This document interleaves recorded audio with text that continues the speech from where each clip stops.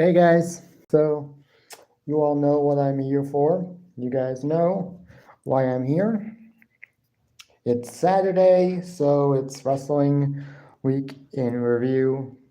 Also, we'll be doing a review of Elimination Chamber because it happened this morning. So I will actually be able to do a review of it live. Hey Everbless and hey Maroney. Thank you guys to everybody that is coming in. If there's anybody that hasn't hit that like button yet, feel free to do so. You don't have to. Like I've said probably dozens upon dozens of times, never a requirement, but I would appreciate it.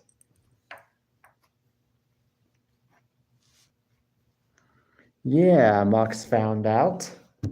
I mean, what do you expect when you pretend to be my friend only to be working for Mox? Thanks. No problem, Maroney. I'm not gonna. What cover? You weren't exactly keeping it that much of a secret. I mean, at least with Moxley. No, you won't be. You won't be. Again, if you guys want to hit that like button, feel free to do so. It's not required, but I would appreciate it. Let's see if we can get to 10 likes. I don't know if we can, but if we can, that would be nice. Wrestling this week was pretty chaotic. It was pretty good this week. We had a really decent Monday Night Raw. Thanks, Maroney. We got a pretty decent Monday Night Raw, a pretty decent NXT, a good AEW Dynamite with not that many great matches, but a lot of great promo work. And then we got SmackDown, which was just a filler show basically of nothing really important. Roman Reigns was actually on the show, SmackDown, last night, but yeah, a conversation with Grayson Waller, which I'm guessing had something to do with his Grayson Waller effect. He was going to be... Oh, okay. Ever bless? I actually do not mind at all.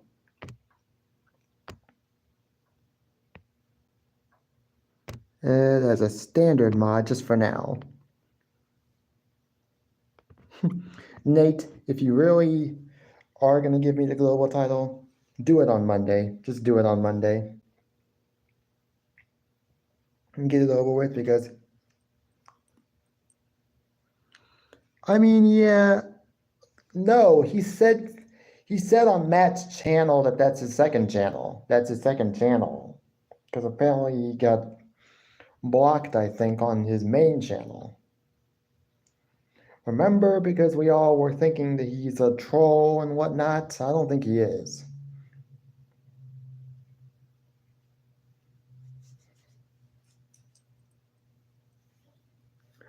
Oh, that makes some sense. That actually does make some sense. When you break your phone and you have to basically get a new phone and then restart a new channel.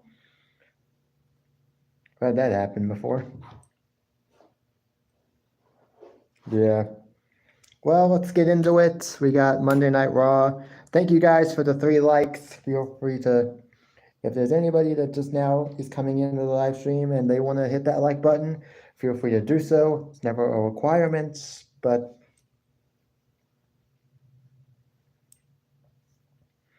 well, yeah, I know he's the troll.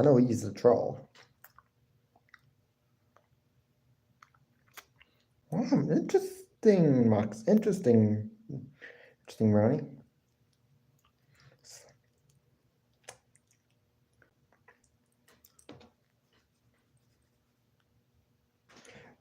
If you want to make amends, then yes, give me the global title on Monday and we can call it a deal. Nothing else. Nothing else. I want the global title. I want the global title, and I'm gonna have it. If you want to make it fair, and if you want to make it fair, you don't even have to just give it to me. You don't even have to give it to me. You can just say, hey, Matt. You can just tell Matt, hey, I want to defend my global title against Mike Harper. Because I want it to be fair. I don't want you to just give me the title. Retro Week was kind of boring in a way because there wasn't much. There wasn't many returns that were really like. You got Missy Erica, Dolores, Snipebot, and a couple of others, and then maybe one or two others. Maroney, come on. If I won the title today, I was going to give it to you, but I didn't. I still want the global title. Yeah, they didn't show up. We also got Andreas, which is he's always a character in and of itself. Okay, Maroney. Well, let's get into it. Let's get into Monday Night Raw. Swerve, yeah, he didn't show up. I can't remember. I think I'm still subscribed to his channel, but I don't know exactly. Can't remember if I'm still subscribed to his channel or not. Ghost Ranger showed up, yeah, and Dino Man. Well, Dino Man, he still shows up every now and then. I think it's just that he doesn't have the time as much time anymore to show up as much. But he's not one of those that just hasn't shown up in months or years. He still shows up sporadically when he can. Those of you who don't know, I'm drinking. Those of you who don't know, I'm drinking my Powerade Zero mixed berry flavored, as always. And I accidentally just spilled some. Glorious Platter. Well, actually, that's the fourth leg. Yeah, that's what I'm trying to do. That's what I am trying to do, Nate. I'm trying to ignore him from now on. As far as his YouTube channel, I'm just going to ignore it. And as far as him, because for the most part, I think I pretty much ignored him on the for the majority, if not all, of the Elimination Chamber live stream. Also, to be completely honest, for the majority of Matt's live stream, I wasn't even typing in the live chat at all. I was just watching the live stream, but I wasn't typing in the live chat because I didn't want to acknowledge. There were a few times at the beginning where I wanted to just interject and say something that was contradictory to something he was saying, but I thought better of it. I was like, no, I'm not going to. It's saying I have 4 likes, Glorious Platter. So thank you for the like. And yes, do hit that like button, everybody, if you want to. It's never required, but I always will appreciate it. Monday Night Raw started out with Cody Rhodes and Drew McIntyre, which was a little surprising. I didn't know what was going to happen. Hopefully, Nate, there are no trolls, but you know what to do. You know what to do if there are any. Then again, I don't know. Then again, after this live stream, you'll probably go crawling right back to you-know-who.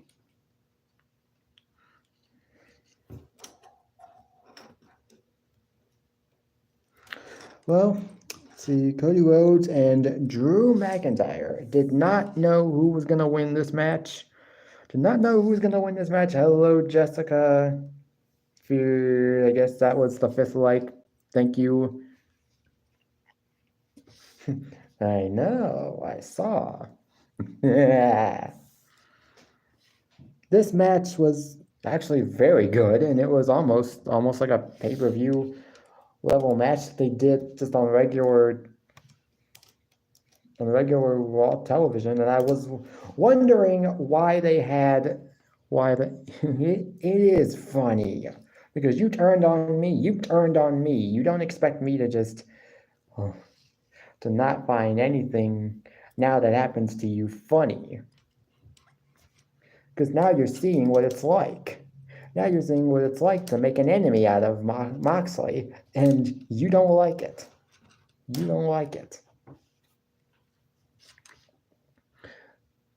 Oh, and Nate, let's just forget about it. I got a live stream to do, and for the remainder of this live stream, I am not going to talk about Moxley.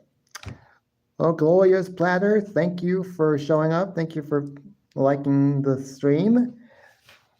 Like I know, like everybody that comes in, not everybody that comes in here can stay the whole time.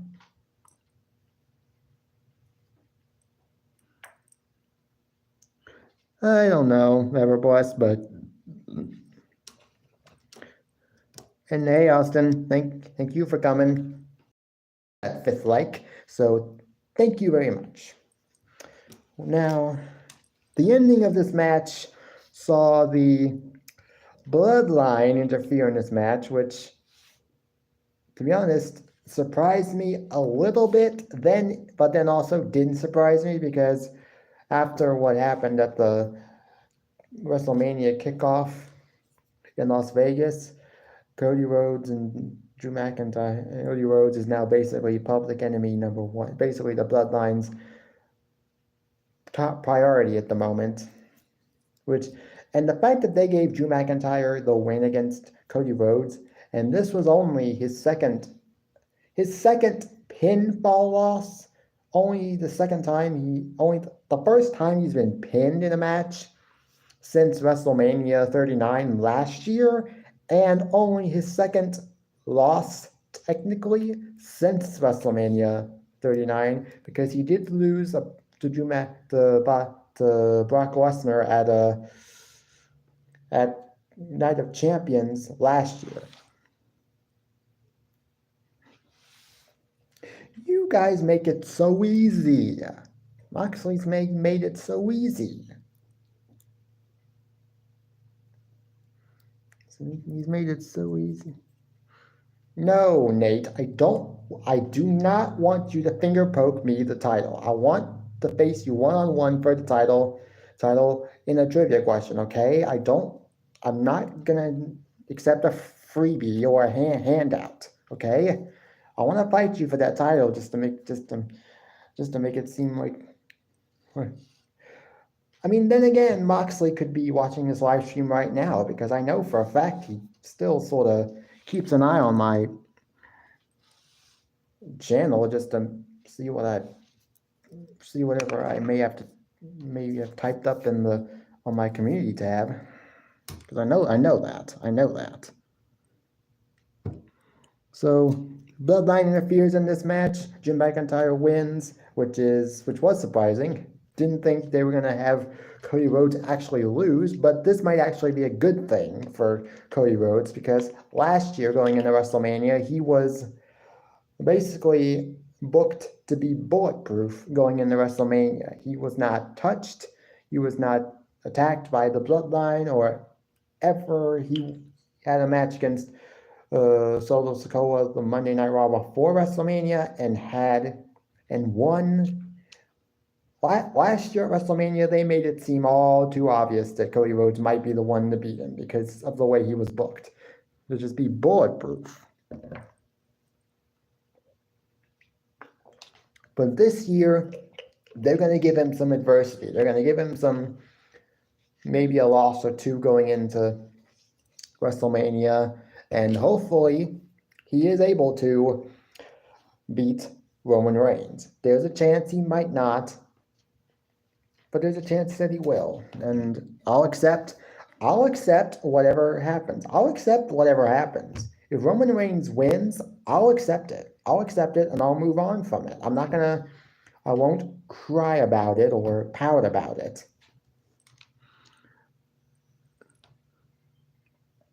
Jessica, I'm not modding every single person that comes into my live streams now because of problems I've had before with rogue mods. So If I don't make everybody on this channel a mod, it's only because I am just being overly cautious about certain people. Just don't take it personally. Nothing personally, I'm just being careful because I don't want to have another problem like what happened before, twice already. But yeah, and it was a pretty good match. Then we got an Andrade El Idolo promo. I am so excited to have him. I'm so excited that he's back. I can't wait to see what they actually have for him to do on Monday Night Raw.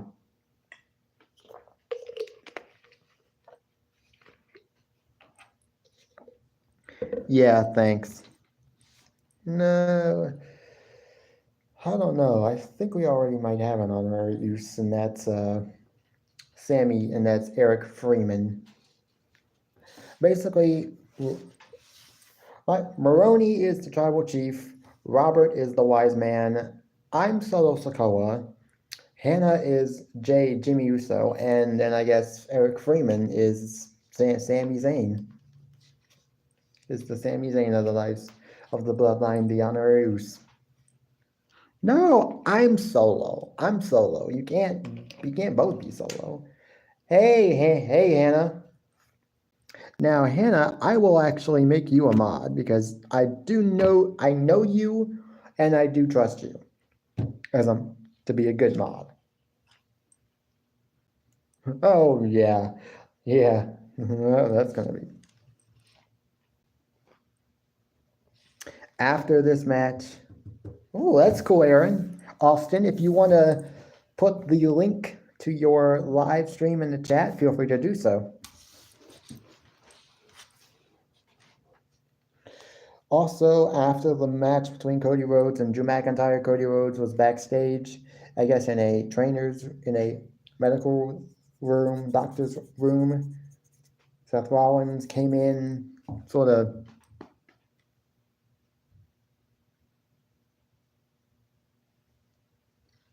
No, Maroney. He's saying that he can be the Rock. He can be the Rock.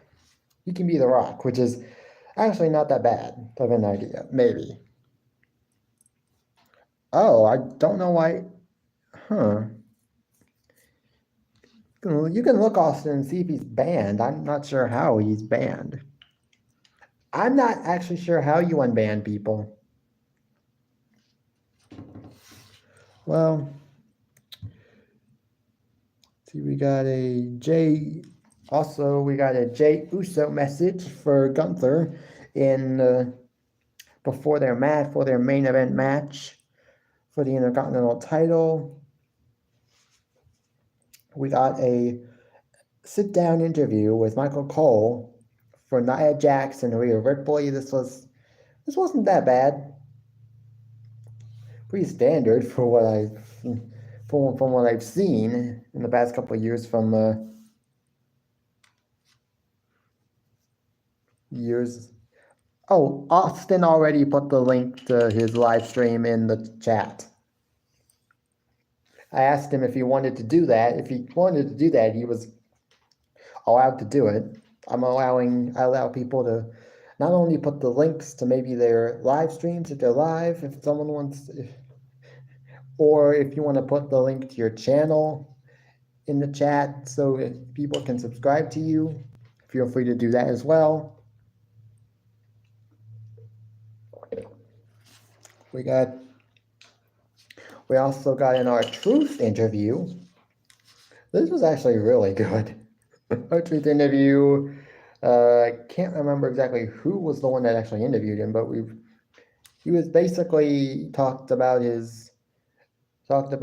Judgment Day from the first time he met them up until now. He sort of just so now it was really good. He said that at one point he said, I haven't felt this sad or this low since the finale of This Is Us. Never actually seen that show, but I always heard that it was great. It was really good, but I've never actually seen This Is Us. Maybe I should. It's simple.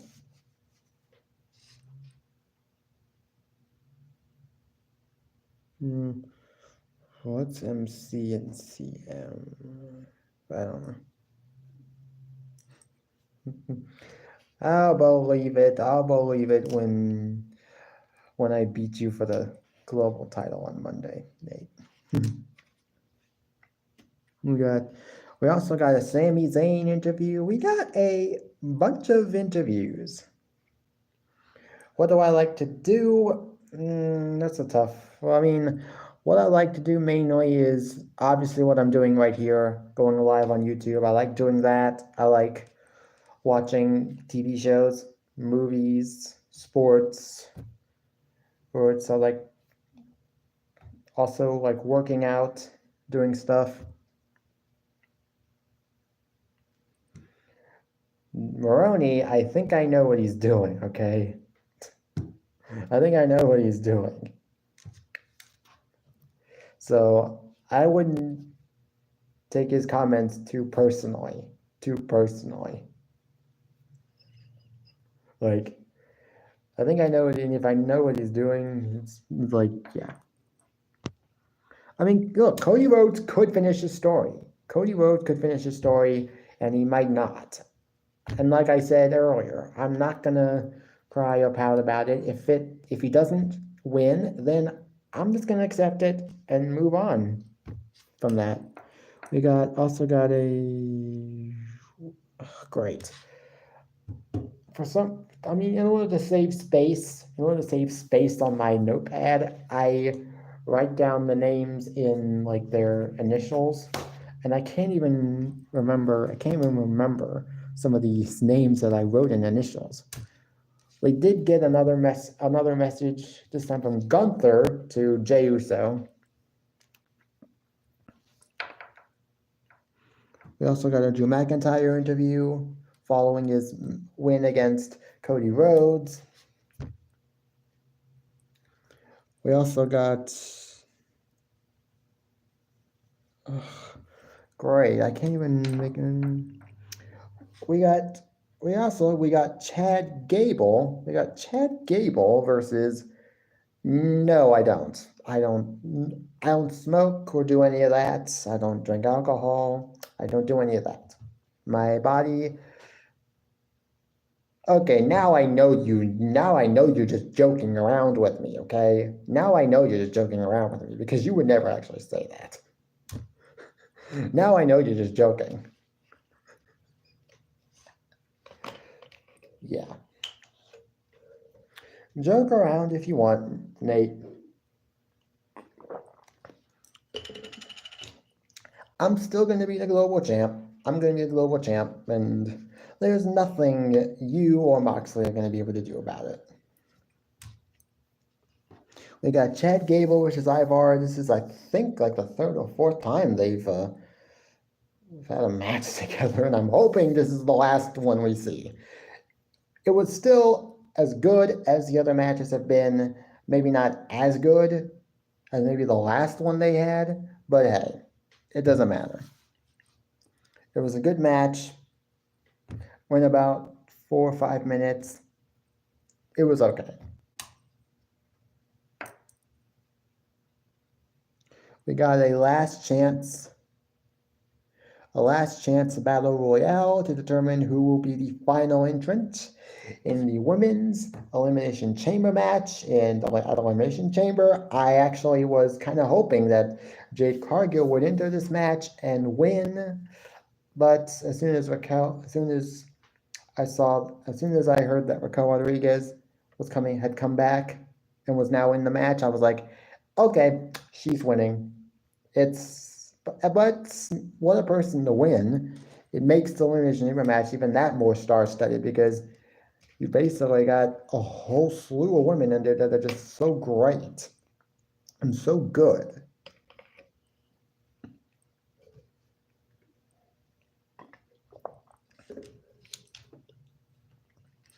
She basically dominated this match. We also got an awesome Truth and DIY versus Judgment Day match. that was pretty. This was also a pretty good match. Judgment Day would actually win this match and would do a post-match beatdown on Awesome Truth and DIY. Now in terms of WrestleMania plans, perhaps for Judgment Day and for Nate, I told you I don't want you to just give me the title. I do not want you to give me the title. Okay, I want to actually fight you for it, okay, one-on-one. I'm not going to accept a handout. I'm not going to just, I don't want you to just give me the title, okay? I want to earn it. And I'm going to when I beat you one-on-one in trivia. But I don't want you to just give me the title, okay? No, it's not going to happen, okay? You're not going to give me the title. You're not just going to hand me the title. That's not how I'm going to earn it. It's not how I'm going to win it. We got also in the main event, we got Jey Uso versus Gunther. This was also another brilliant match. Also, what I meant to say earlier before Nate sort of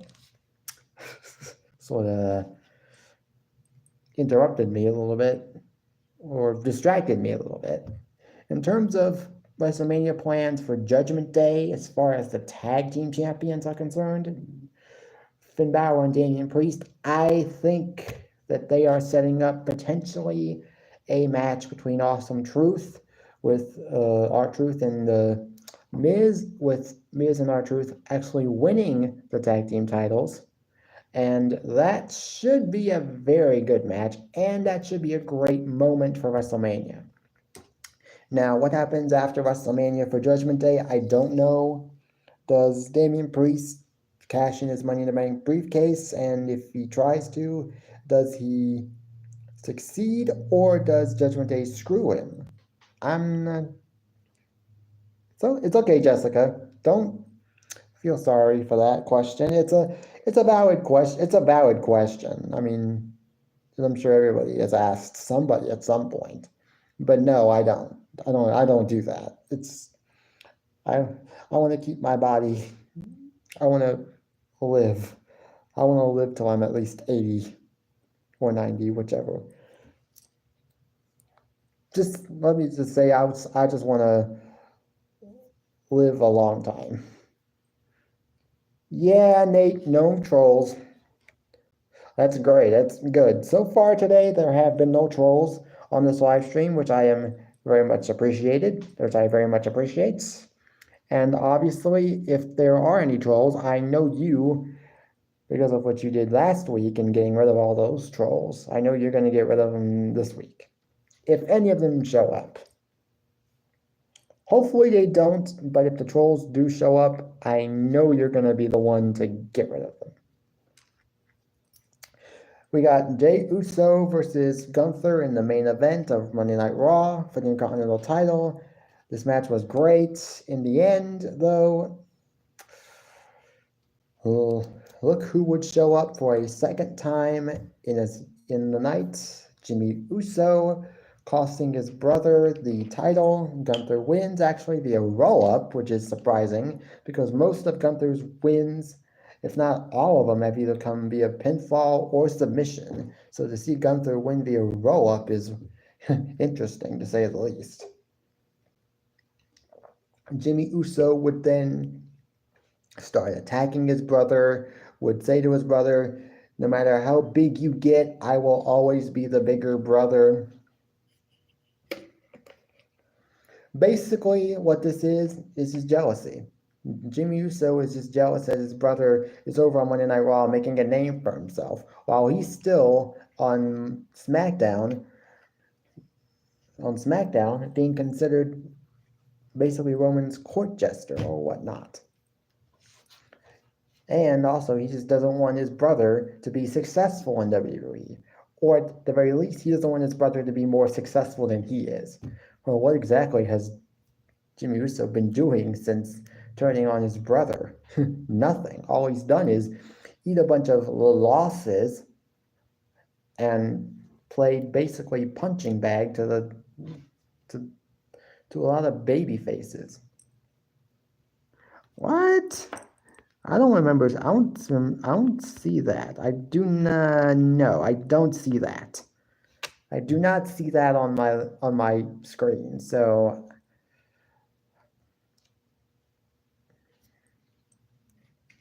huh? Oh, I don't know what you saw, but I didn't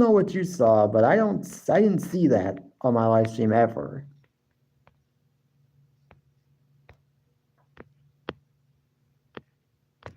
Well, if you saw it, well, hey. If you think that was a troll account, then get rid of it.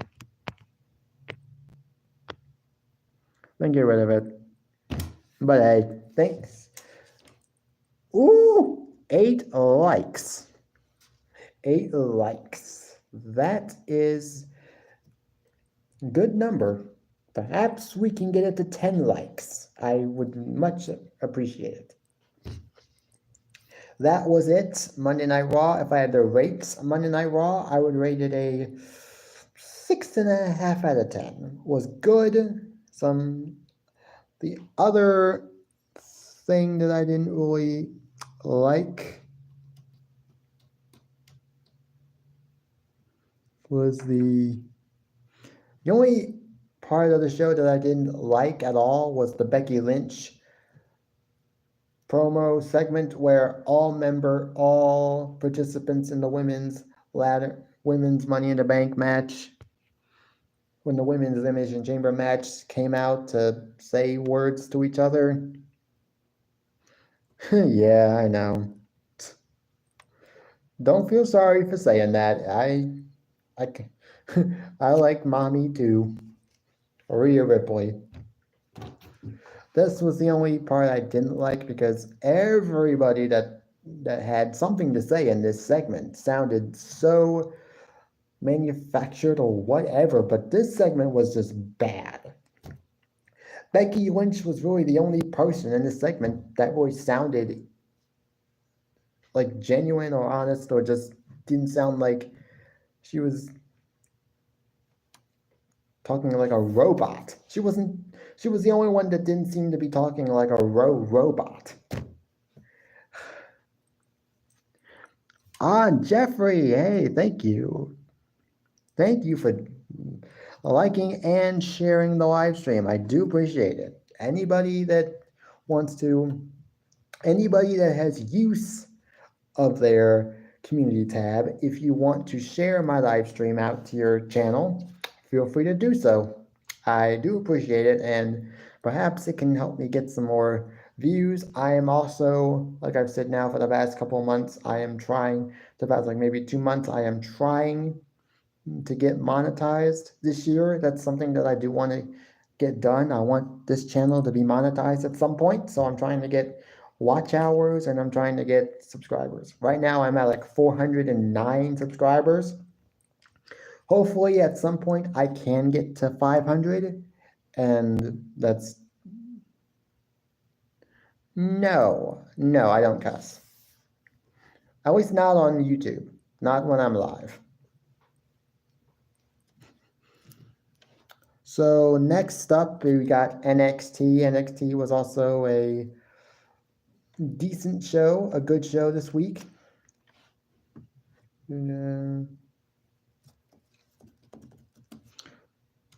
Let's see, we got a Baron Corbin and Braun Breaker were on the show tonight, celebrating their win, celebrating last week's win when they won the NXT Tag Team titles from the family of Tony D'Angelo and Stax.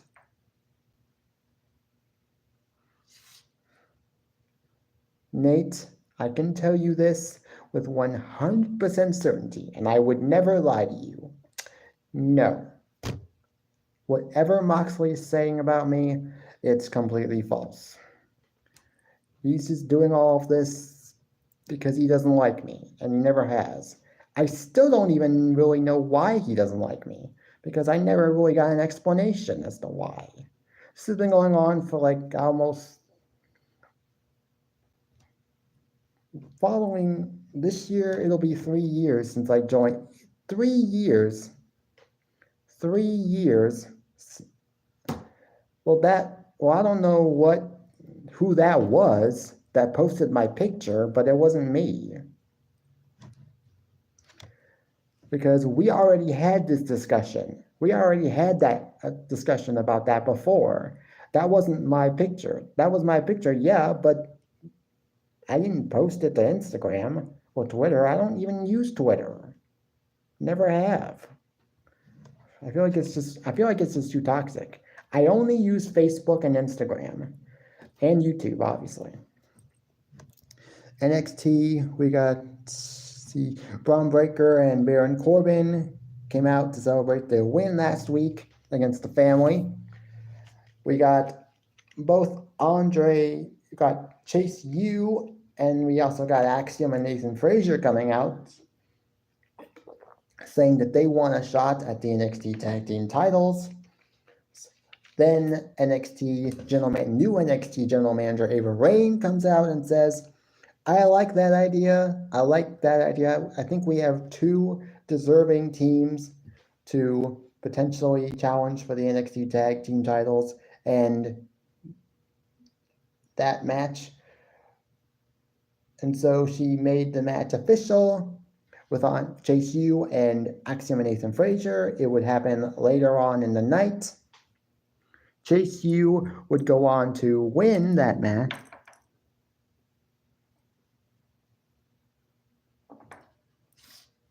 I'm not him. I don't know who that guy is, but I can tell you right now, I'm not him.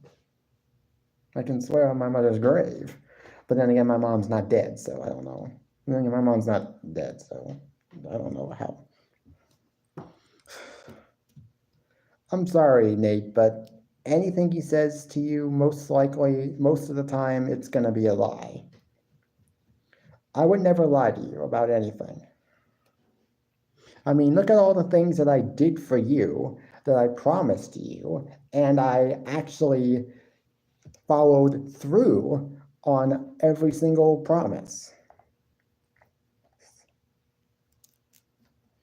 You asked me for things like on Matt's channel, like a title shot or whatnot, and I always gave it to you. So I would never lie to you. Never. Never, ever, ever. Now, Chase U would win this match, but after the match,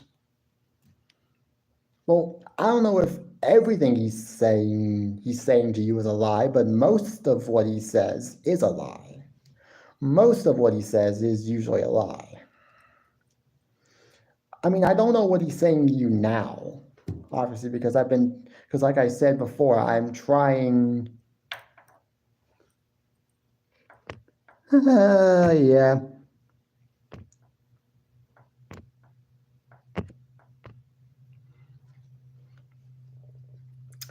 Sorry, Mox. Sorry, Mox, but you've been put in timeout for a full 24 hours. And don't tell me that that's not Moxley, because only Moxley would be that dumb enough to come up with yeah, but that may be the very same Zero Choice account that was on my live stream last week. So if it's week, I'd have to check. I'd have to go on to YouTube Studios.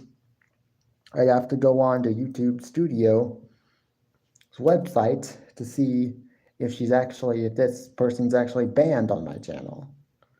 Because I know Moxley's banned on my channel in terms of coming on to my live stream. No, don't worry, that's a troll account. That's a troll account, Maroney.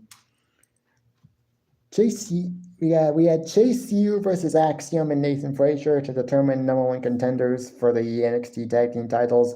Chase U won. After the match, though, this is where things got interesting, because apparently Luke Gallows and Carl Anderson apparently made an appearance on NXT attacking both teams. Hopefully, Nate, hopefully no more trolls. Came in to attack both teams. I do not know what their plans are for the OC going forward in terms of Luke Gallows, Carl Anderson. If they're going back down to NXT for a run, which honestly wouldn't surprise me a bit, and it might actually be beneficial because within the last 2 years we've had a number of main roster talent go back down to NXT for like a extended run. We got, Mandy Rose, when she went back down to NXT, it was the best run of her entire WWE career. If I'm not mistaken, she became I think the third longest reigning NXT Women's Champion, fourth or third longest. I couldn't remember. I know she didn't break Asuka's record, and I don't know if she beat, I can't remember who was the second longest reigning NXT Women's Champion. But I know she was either the fourth or third longest reigning champion. And then Apollo Crews, he had a successful second stint in NXT. We had Humberto Carrillo and Angel Garza. They went back down to NXT. They had some good matches, had a good solid run before going back up to the main roster now to be a part of this new Legado del Fantasma with Santos Escobar, which should be beneficial to them. And now I guess Luke Gallows and Carl Anderson are the most recent wave of NXT talent main roster talent to go back down to NXT, potentially for a run. And if this new run pan is great, then it also, we got Dijak, or T-Bar / Dominic Dijakovic. He's now back down in NXT. He came back down in NXT and had a great run. Is now having a great run. Also, Baron Corbin's now down in NXT, and he's now the NXT Tag Team Champions. His first title in WWE since 2018, when he was the US Champion. Oh, Jason. Hey, Jason, it's been quite a while. You missed, well, I'm guessing you were asleep, but you missed, I'm sure if you didn't miss, have you watched Elimination Chamber yet? If not, then I will give you I'm giving you my full review of it today, in addition to my regular weekend review. Yeah, okay. Yeah. Was surprised. Yeah, you didn't sort of miss much in terms of Matt's live streams. But, oh yeah, Jason, I should just tell you right now, Moxley definitely has upped his Moxley has definitely upped his game when it comes to being a despicable prick.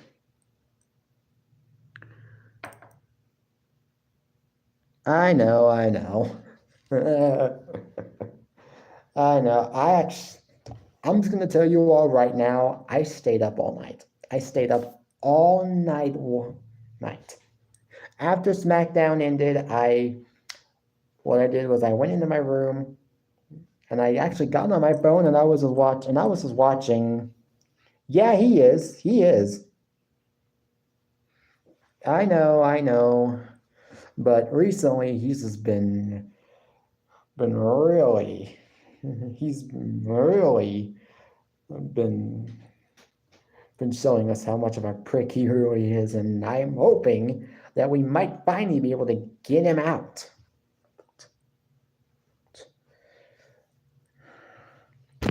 But yeah, we got JC Jane, Ariana Grace backstage interaction. This led to a match This led to a match later on in which JC Jane would win via outside interference, I guess, from one of the Chase U girls.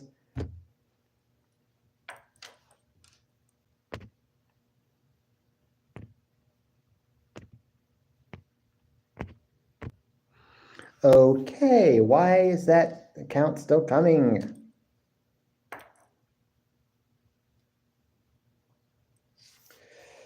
It probably won't. He probably won't. He'll still do it. He'll still do it no matter what. At this point, I'm convinced it doesn't matter what we do. Whether we ignore him or not, it's gonna continue to happen. Whether we like it or not, whether we ignore him or not, I just am convinced that it's gonna keep on happening until something is done.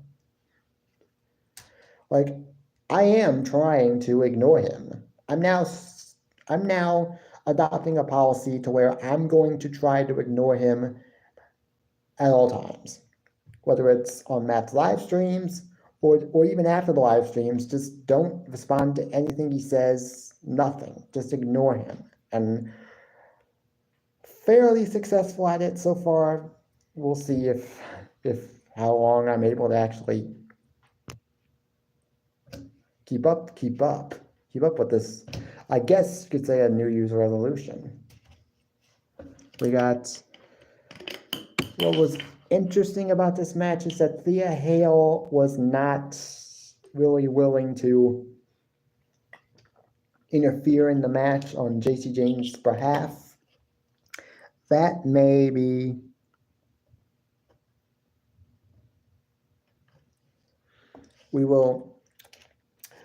so this may be a bit of a problem. Thea Hale does not seem willing to interfere in the match for JC Jane, but the other woman that was with them was.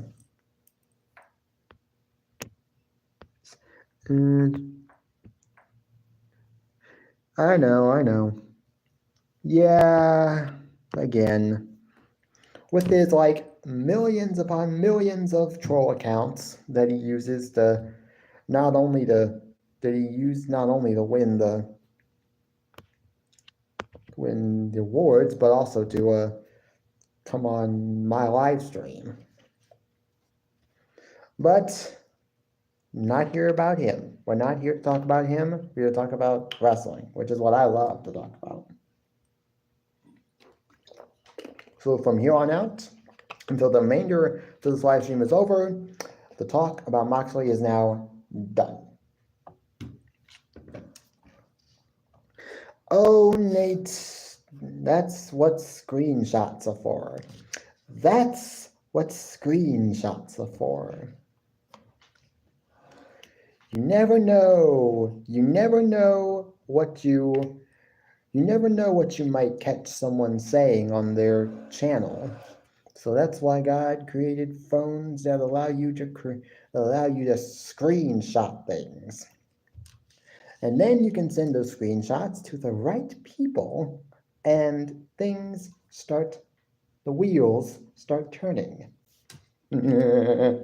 If you catch my drift. Well, this could potentially lead to JC Jane turning on Thea Hale if she feels like Thea Hale is not willing to turn heel. I think when this partnership first started, they were turning her heel. I thought they were going to turn her heel, but then she almost immediately started going back to the super hyper energetic version of Thea Hale, even though she's technically dressing different than she was. We got a Ridge Holland interview. He had a match last week, which was a gauntlet match against Gallus. It was a pretty decent match.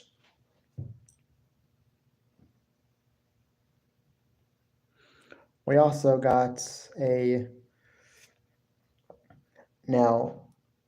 this Monday, this NXT episode that was shown this week, it was pre-taped. And so Nate, we're not going to talk about him, okay? For the remainder of the live stream. This episode was was apparently pre-taped, so most people already know what happened in this match. Lyra Valkyria versus Shotzi.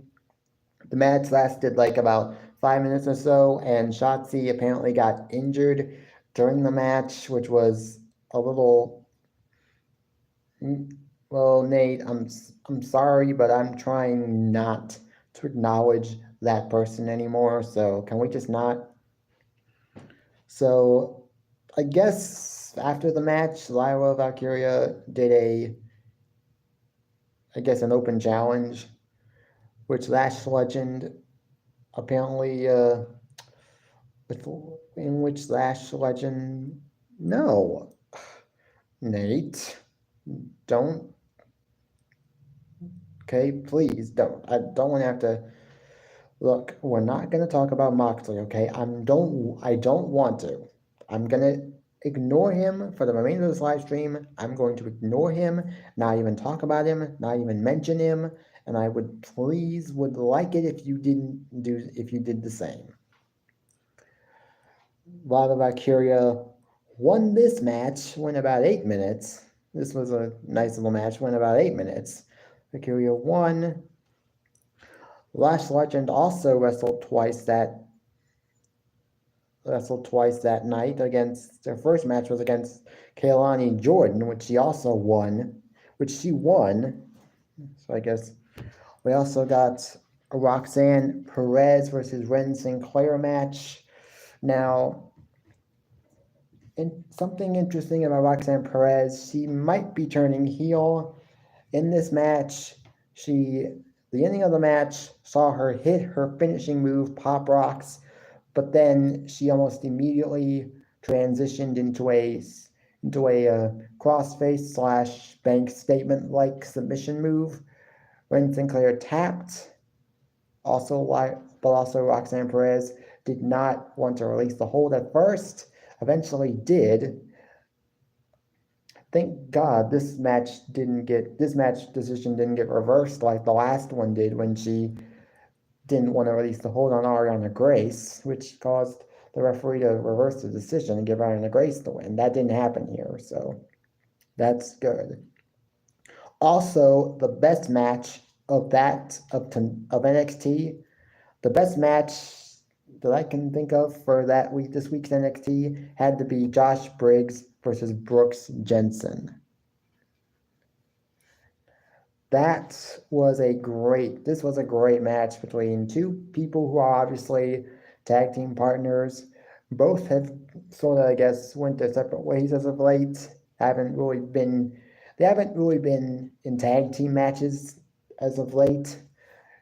I know Josh Briggs has been doing his own thing. As of late. He's been on his own as of late.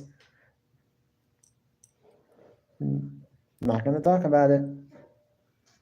This match was very good. At the end of the match, we did get sort of a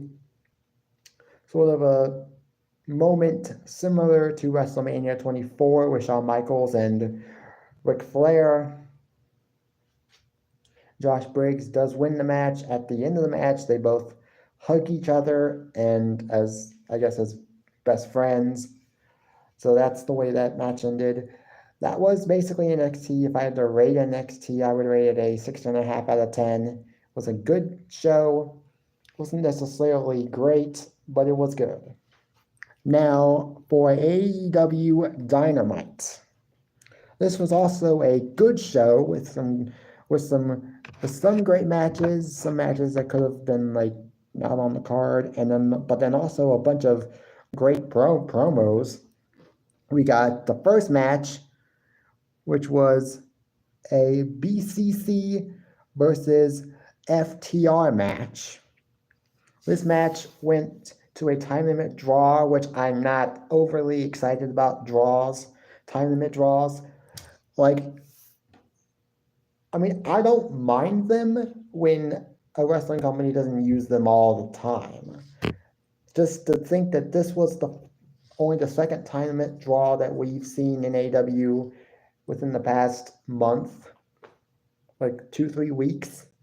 That's not exactly a good sign. You don't want to overuse the time limit draw situation, and I do sort of get why they wanted this to end in a draw, because neither team really deserved to lose, and Moxley hardly ever gets pinned or loses in AEW. I'm not talking about King of Moxley, I'm talking about Jon Moxley. He hardly ever loses, ever, in AEW. I wonder if it's just that he has creative control over his character, and so he just sometimes will just refuse to lose to somebody. I wonder if that's what it is. If it's just him having creative control over his character and how he's presented on the shows. After that, we also got a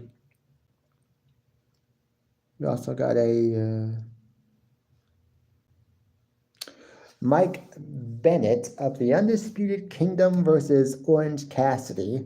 Orange Cassidy, I think, barely won this match, but then Undisputed Kingdom of Roderick Strong and Matt Taven would do a beatdown on Orange Cassidy. Interestingly enough, Jake Hager, of all people, decided to show up and show his support for Orange Cassidy. That would lead to a match that happened last night on Rampage with Roderick Strong and Jake Hager, in which Roderick Strong would win via outside interference from the Undisputed Kingdom. It was what it was. The bucket hat's back, which I am not a fan of. I just thought that was so cringe. Like, oh, like, you would never see me get that attached to a hat. And a bucket hat of all things. You would never catch me wearing a bucket hat. These are the types of hats that I wear.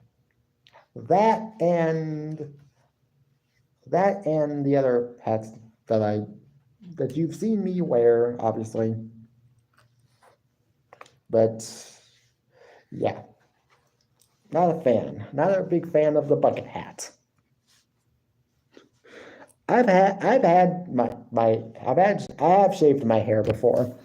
It's just that now I'm getting into this thing where I'm shaving off all of my hair except for the front of it, except for one part of my front, and then I just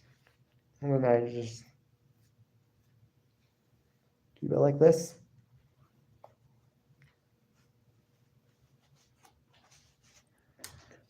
We also got two men. Well, hopefully the trolls are gone.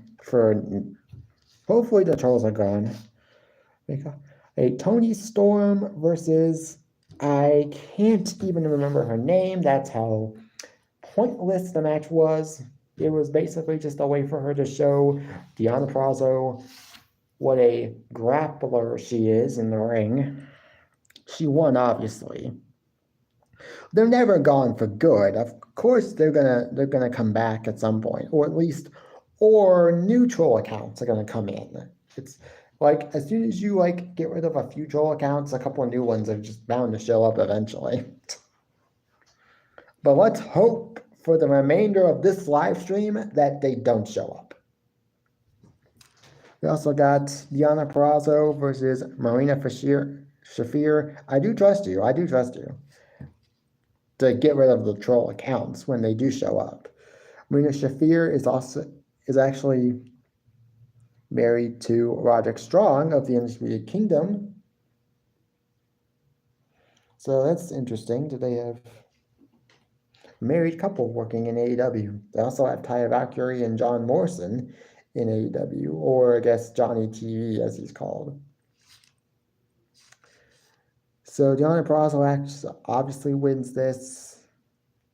We also got a Daniel Garcia promo in the ring as of last week, because of last week's actions. Apparently, as of last week, because of what happened last week, Adam Copeland has been sidelined with an injury, and Daniel Garcia is now the number one contender for the TNT title at Revolution. Of course, Christian Cage would come out, would do his usual heel shtick of him talking about someone's dead father and how Daniel Garcia had a very dark, unhappy childhood. And he gave the coordinates, and he gave like an address for I forget for where his father was. And a lot of people were saying that if you check up on that address, the address is for a grave site. It's for a grave site that apparently is the site of where Daniel Garcia's father is buried. Like, oh man, is this guy good as a heel or what? Like, Christian Cage is obviously one of the best heels in AEW at the moment, like, hands down.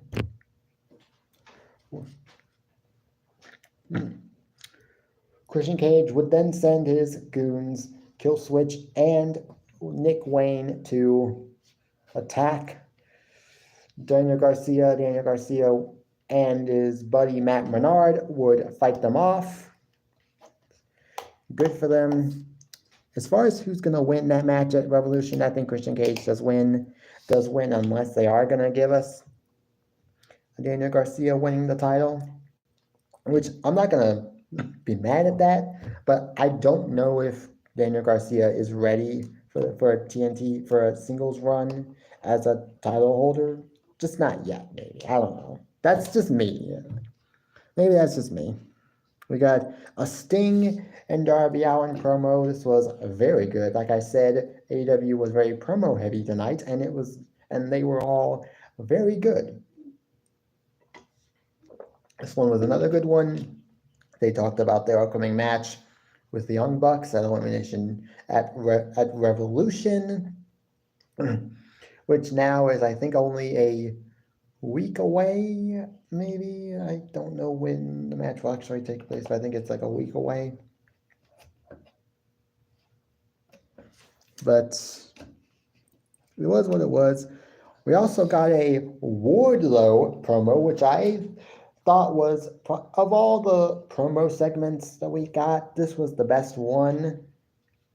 As far as the best match, the opener was definitely the best match. Promos, this was the best promo. Wardlow talked about how he is done eating the scraps that AEW feeds him. I'm guessing that includes nameless jobbers whose name I don't even care to say because I don't even know their names and I don't care to know their names.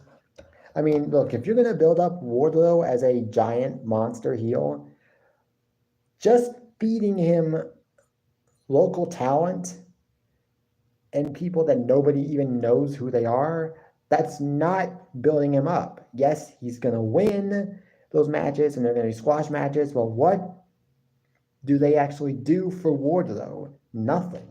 Because he should be facing off against people who are actually signed to AEW and are AEW talent, and he should be beating them, not really in squash matches, but definitely should be winning, but at least make it seem like your opponent has an actual shot at winning, and don't just squash them in like 2 minutes. I mean, Braun Breaker's debut match on SmackDown last night was like 2 minutes in length. Basically, about 2 minutes. It was actually a pretty okay debut for Braun Breaker. I'm not even going to talk about SmackDown last night because it was a pre-taped show and nothing on it was really impressive. We he also mentioned a CM Punk and MJF, because he also talked about at one point, he said, I beat the best in the world, and he's still recovering, and he's still technically recovering from the beatdown that I gave him. Obviously talking about the injury that he has now. And then he also at one point said, I'm better than you and you know it, which is MJF's catchphrase. Famous catchphrase, because he always likes to say it. It was a great promo by Wardlow, and I just wish that he was booked better, because he deserves better.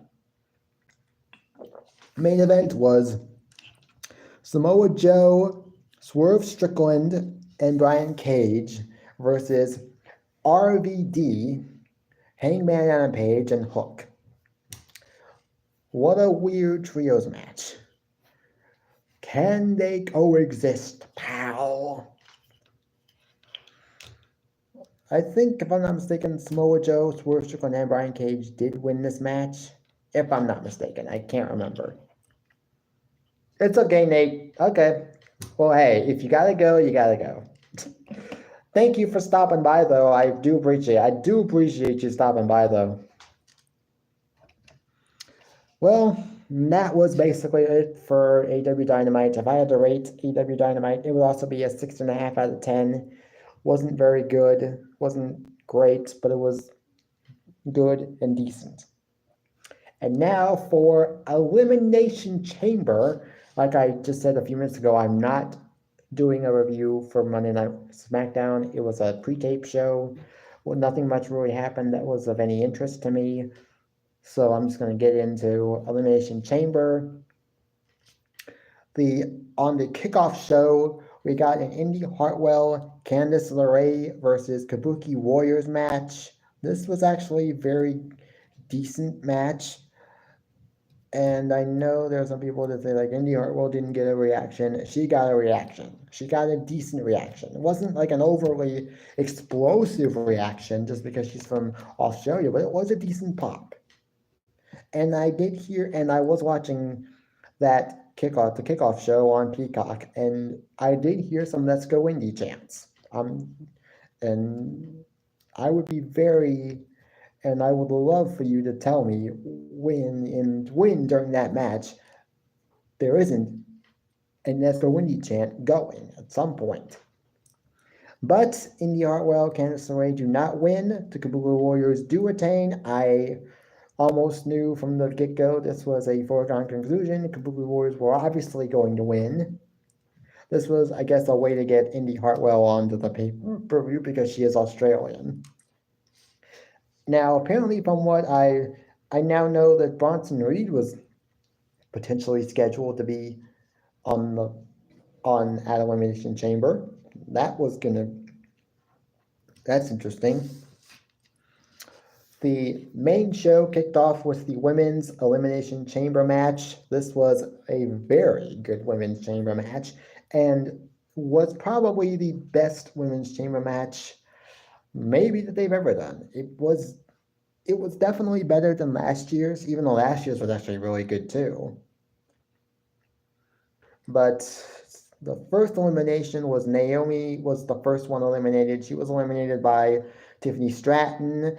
I think Liv Morgan then eliminated Tiffany to what was actually boos, because Tiffany Stratton, of all people, was getting cheered at this Elimination Chamber event.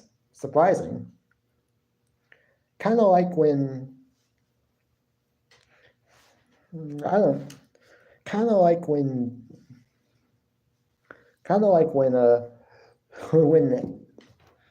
MJF was getting cheered in Long Island every time they would go to Long Island, even when he was a heel. Whenever they went to Long Island, MJF got cheered for some reason. Like also in Chicago, when CM Punk goes to Chicago and it's a WWE or AEW event, they always cheered him no matter what, even when he was a heel. So it was interesting to see Tiffany Stratton actually get cheered in Australia, but they seemed to like her, and she was great in the match. What she did do in that match was very good. Then I think it was Bianca Belair eliminated. Bianca Belair eliminated. Moxley does not fear me. He doesn't fear me at all. I know he doesn't. Bianca Belair then eliminates Raquel Rodriguez eventually. Then the ending of the match sees Liv Morgan eliminates Bianca Belair, and almost immediately Becky Lynch performs a manhandle slam to Liv Morgan. I'm getting my words mixed up here, and Becky Lynch wins. This was a very good women's elimination chamber match. I'm not going to go too much detail into it. Then we have Judgment Day. We need Judgment Day versus Tyler Bates and Pete Dunne, New Catch Republic. I don't know if I like that new name. I think I just like British Strong Style. But then again, I might get used to it. This was a very good match. Could have easily been on any pay-per-view. I mean, if this match had been on a random episode of Monday Night Raw or SmackDown, this would have been match of the night. It was like pretty darn good. Judgment Day obviously won the match. They were going to. I didn't think they were going to lose Judgment Day because now from what I've been seeing on Monday Night Raw, they might actually be going for like what I originally thought might be happening for Judgment Day is they're going to have DIY win the tag team titles off of Judgment Day, but now it looks like they're setting up potentially an Awesome Truth versus Judgment Day match for the tag team titles with Awesome Truth winning, which I'm not mad at that. I mean, look, R-Truth, I don't think is ever going to be a World Heavyweight Champion or a WWE Universal Undisputed Heavyweight Champion, but give him a solid run. But he's won mid-card titles before, be it the Intercontinental and US title, and he's been a tag team champion before, so just let him run with the tag titles for a while and give them a solid run with the titles. We also got the Grayson Waller effect. Now, I was under the impression that maybe, just maybe, Roman Reigns would interrupt this segment because I was pretty certain that The Rock wasn't going to show up, but we still could have gotten the Roman Reigns showing up. But he didn't show up. We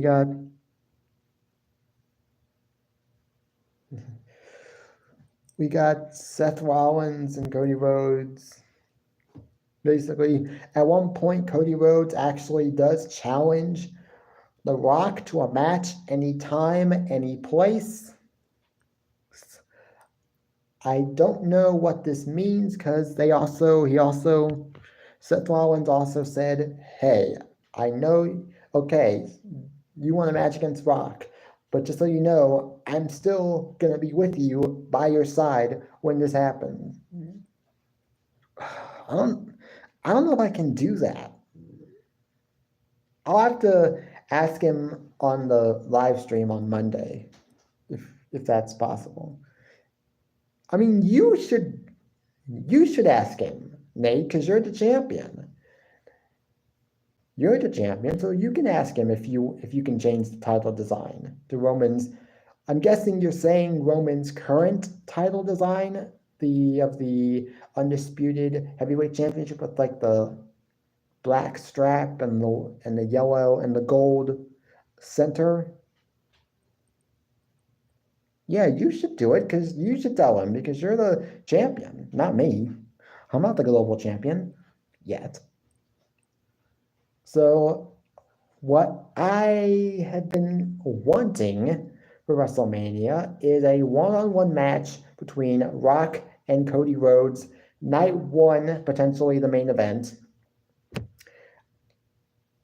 Now, what's been teased so far was a tag team match between Rock, Roman, and Cody Rhodes, between Rock and Roman versus Cody Rhodes and Seth Rollins, which I'm not a fan of that idea. I just don't know Who loses? Who loses that match? Nobody in that match can lose except maybe The Rock, because he's not really that important going into this WrestleMania. He is important, but he's not as important as Seth Rollins, Cody Rhodes, and Roman Reigns. And even then, I'm like, I don't know if I'd do the tag team match anyway, even if Rock is the one to take the pinfall. Just have Cody versus Rock. Cody wins, and then he goes on to beat Roman Reigns night 2, potentially. Then we get the men's Elimination Chamber match. This was also very, very good. This one had a bit of interference at times. There was some outside interference at times. AJ Styles would come out to attack LA Knight, in which Drew McIntyre would then take advantage and eliminate LA Knight. Then, after Logan Paul was eliminated, Bobby Lashley was the first one eliminated by Drew McIntyre. Kevin Owens, if I'm not mistaken, was eliminated by Randy Orton, I think. I can't remember who else was in this. We got LA Knight, Bobby Lashley, Kevin Owens, Logan Paul, Randy Orton, and Drew McIntyre. So I know Kevin Owens, I think, was eliminated by Randy Orton.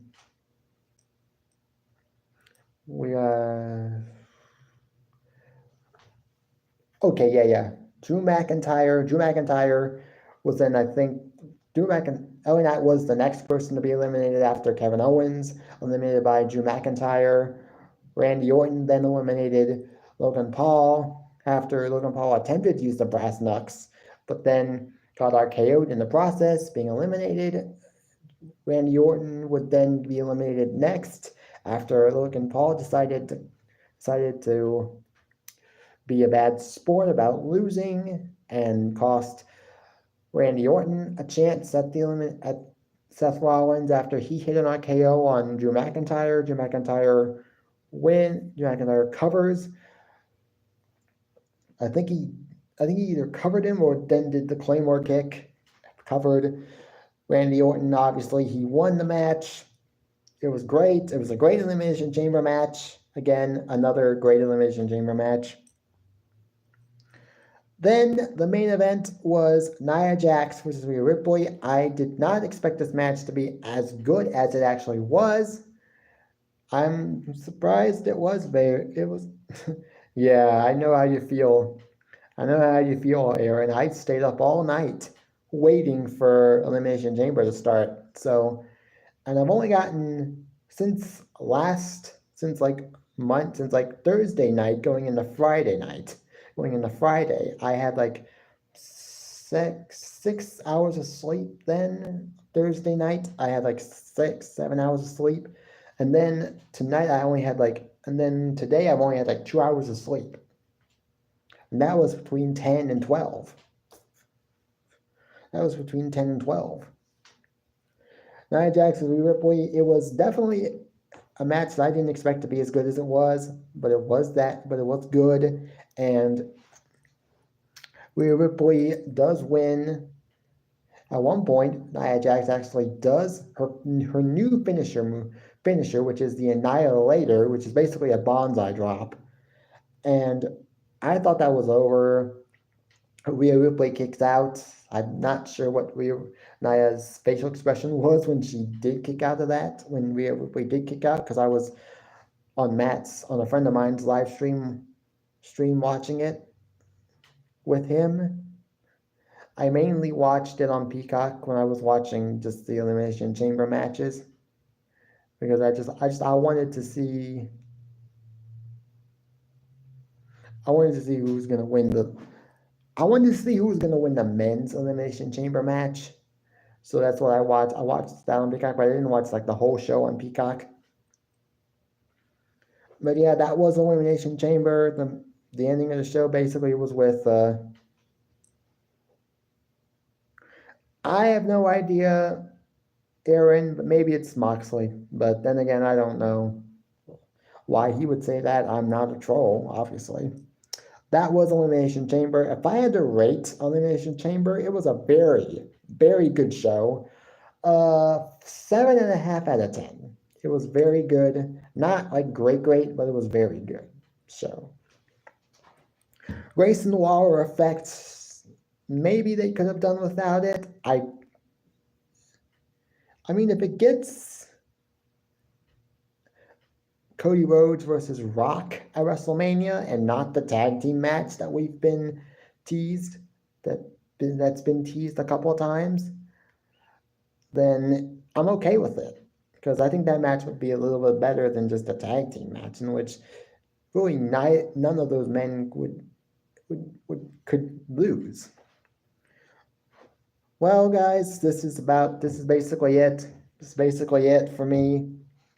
This is the end. An hour and 21 minutes. Another live stream that went over an hour long. So, hey, it is what it is. I hope you guys enjoyed this live stream. I do enjoy going live for you guys. I can't go live for another hour. Aaron, like I said to Nate earlier on in this live stream, whatever Moxley tells you, it's usually a lie. It's usually a lie. When Moxley tells you that he's not a troll, he usually is, because most of the troll accounts that come onto my live stream, I almost know just right off the bat that it's Moxley. Usually just based off of what the troll account says. Usually if the troll account says something that I know Moxley either has said or says something in a way that I know Moxley would say it, then yes, I'll know it's him. But at least I got my trusty buddy Nate to get rid of all those troll accounts for me. Well, guys, it's the end of my live stream. I want to thank you guys for showing up.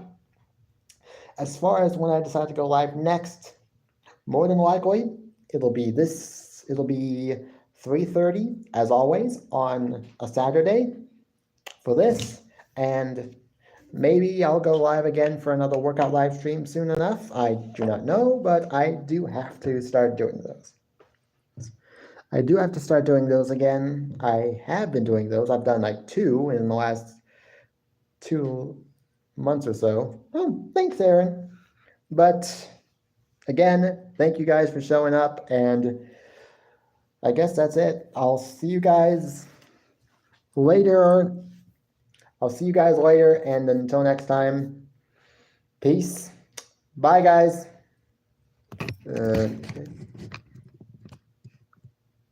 Rex Freestyle Pack Hips, thank you for showing up. If you want to put a like on the live stream so we can get it to 10 likes, I would very much appreciate it. But thank you for showing up at the last second. Bye, guys.